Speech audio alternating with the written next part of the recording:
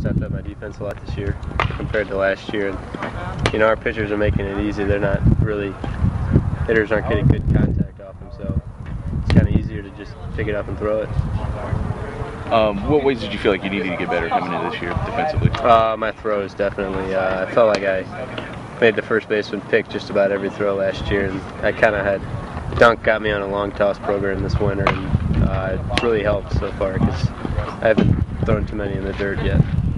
When you're going from junior college to Division I, I think people assume that there's going to be that adjustment offensively. Is there a defensive adjustment too that goes into that, or is that more just instinctive? Or there's a little bit. I mean, this game's a lot quicker than the JUCO level, and you have to anticipate more. But besides that, I mean, it's still baseball. But yeah.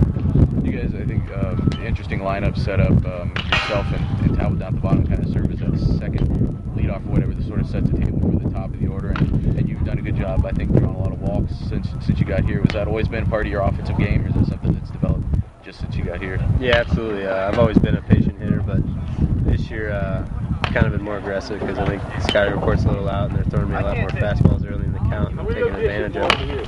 So you're seeing a different approach as your teams based on how things went for you last year? Yeah, absolutely. Really trying to get ahead on me because I think I led the conference in walks last year, so trying to get ahead early and making me swing. After last night, you've won 11 straight midweek games, and one of those midweek games really puts you in a good position heading into conference play on the weekends. Let's talk about what that does for you, winning those midweek games. Yeah, absolutely. It was good to get back on the win side after Sunday. And, I think it was a good warm-up for this weekend against Northwestern. You know, they're going to be tough. They took one from us last year, and we'd like to take 3 this year. You guys had so much success on the road early this season. Does that help you guys in these Big Ten road series at all, just in terms of confidence or anything?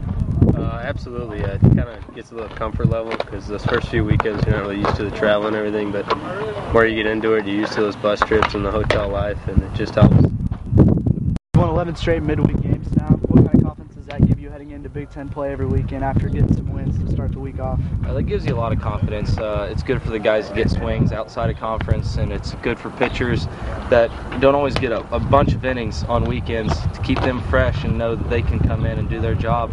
And they've done really well. They've done really well throughout all these midweek games we've had so far. So that's really good for us. You're 10-3 in true road games, 7 away in neutral site games. Just talk about your team's ability to be able to win away from home. I mean, if you're in the Big Ten Conference, you're going to know what it's going to feel like to play a road game, because your first month, you're down somewhere else because it's too cold to play up here.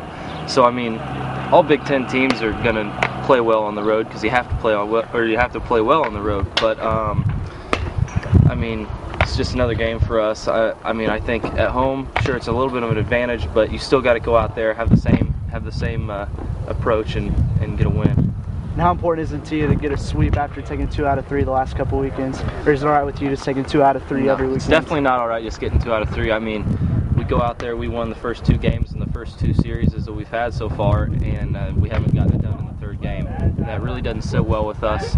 We expect to come out and do well every weekend, and we got to finish better, and we didn't do a very good job the first 2 weekends. David Miller seems like he's really improved a lot defensively this year. Not he was bad last year, but seems like he's taking it to another level. And how's that helped maybe the pitching staff just having that extra security blanket there, shortstop? As a pitcher, it's always nice to know to have a guy like Miller. He's going to make plays. He doesn't let too many balls get through. Even if it is an infield hit, it's not going to get through and let that guy stretch it for a double or something if it's just in the corner or here in between short and third. So it gives you a lot of confidence that you can throw strikes and let them put the ball in play because your defense is good and they're going to back you up. He's an academic all Big Ten guy. How does it help to have someone with that kind of intelligence at a position like that? I mean, pretty much all the guys on our team are very intelligent. I mean, he knows what to do in certain situations, as does everyone else. So I think everybody is on the same level there about, I know what I'm going to have to do in this certain situation. So everybody's about on the same field right there. Throw-wise, he's gotten a lot better. Do you think that some of that might just be comfort level, like he's? Yeah, I feel he's getting more comfortable. I mean, last year came in first year, it was tough to. I mean, this is a tough field to field on. I mean, it's kind of hard and it can be choppy at times. So it takes a lot of. I mean, I've been here for 3 years. I still haven't figured it out. But yeah, he has gotten a lot better, especially he's been making that play in the hole a lot more this year. He's an academic All-Big Ten guy. Do you think that is an important attribute to have at shortstop, somebody who's got that kind of intelligence, because there's a lot of responsibilities? Oh yeah, there's certain positions where, I mean, obviously you want all your players to be smart, and I feel like everyone is, but definitely there's certain positions more than others that require a little more leadership, and shortstop is technically the leader of the infield, and it's good to know. I mean, even if I usually know what's going on, but he's always there to remind me, play one, pull, whatever is going, baby. Same thing with catching. I think Kevin does a really good job. He always knows what's going on, and it's always good to have good academics at that position. You guys have some big hitters in this lineup, yourself included, and sometimes people like David get overlooked a little bit, but the way that he approaches the game, getting on base a lot, just drawing walks and finding any way to get on base, how important is that? I've always said David Miller is the person that you hate if you're on the other team for no reason at all. You hate him because he plays the game right. He's not flashy at all. He's not going to go up there. He's not going to hit it over your head. He's not going to make flashy gloves. He makes plays look routine, and he's going to get on base. He plays the game how it's supposed to be played, and it drives pitchers and other coaches crazy. It has to. I mean, that's why I said if I play against him, I wouldn't be able to stand him just for that reason alone, just because he plays the game right. I think I was reading his bio, and he said, listed he wants to someday be a coach. You think he's a guy that is a natural fit for that role? Oh, definitely. I mean, like he said, not only does he know shortstop, he could play. I feel like he could play anywhere in the infield. He knows what's going on, defensively, offensively, what you should do in this situation, what you should do in that situation. Now, he can be a little sarcastic at times, so I don't know how he'd relate that to kids in coaching. But yeah, I think he has a lot of knowledge in baseball and knowledge to that. How important is it for you guys to finish off a sweep? You've won 2 out of 3 2 weekends in a row. Is that enough in your eyes to take 2 out of 3 every weekend? Or? I mean, it's one of those things when you go into the series, you think you're going to win every game. You want to win every game.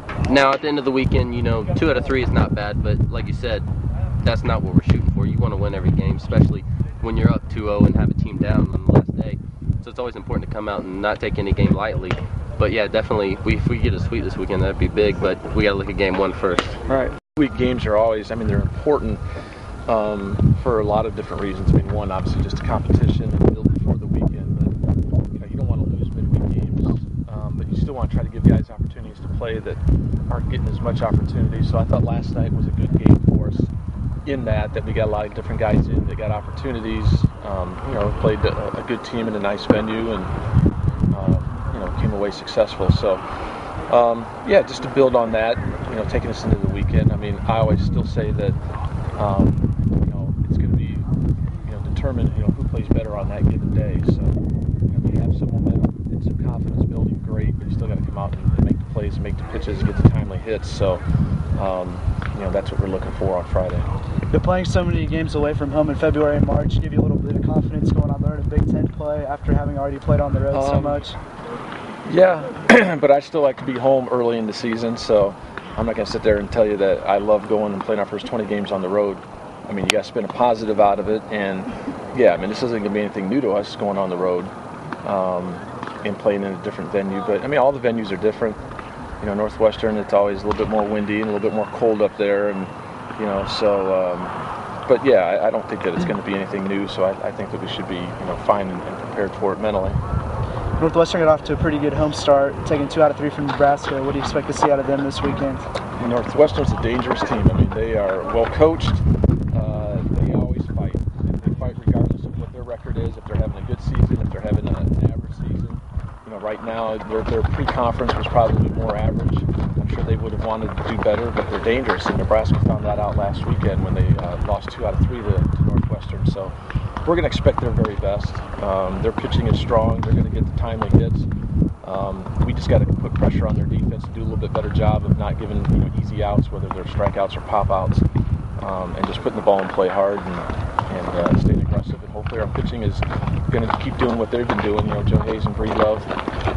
We are going to go with Podkol on Sunday, which is kind of bumping in from midweek to weekend. So and that helps us on 2 fronts, I think. One, I think he's going to give us some quality innings at the beginning of the game. That also puts a senior in Calvin Gunner in the bullpen and it lightens the load a little bit for Mascarello. So I think we're going to be better for it. What sort of improvements have you seen out of Miller this year at the shortstop? Seems like he's taking things up to another level defensively. He has. He's always been good defensively.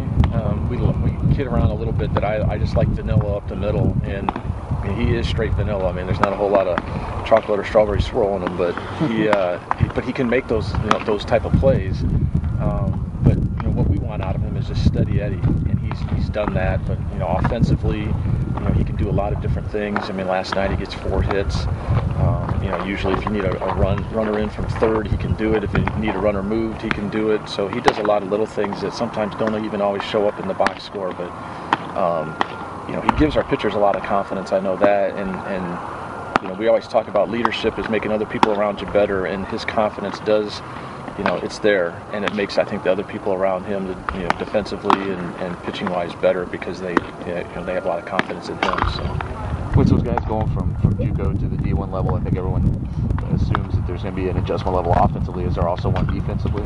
I think so. I mean, it's you're playing against some better hitters. That balls are going to be delivered a little bit hotter and things like that. But he's pretty solid. I mean, there's always a little bit of a transition. Whether you come from high school or junior college. Junior college, we hope that transition is a little bit shorter. But and for him, I mean, he stepped in last year. I mean, he didn't start the season as our starter, and quickly proved that he was going to be that guy. And then this year, I mean, obviously no looking back, but he works well, with anybody around him. He's got a great baseball IQ, and he's important. He's definitely important to us.